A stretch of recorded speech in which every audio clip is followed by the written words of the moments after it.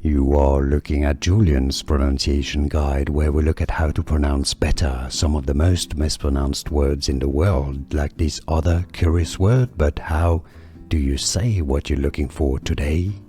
Let's learn how to pronounce those two words once and for all correctly in English. If you want to learn more confusing vocabulary in English, make sure to stay tuned. More pronunciations for you at the end. The top word here is pronounced facetious, facetious.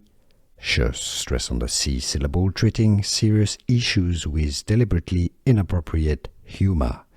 Facetious.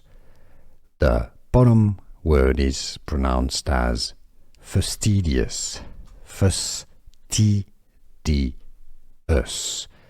Somebody who is very concerned about accuracy and detail. Fastidious. So top word facetious, bottom word fastidious. Here are more videos on how to pronounce more confusing words and names too many mispronounced. Like this video if you found it useful. I appreciate your support. I'll see you soon and thanks for watching.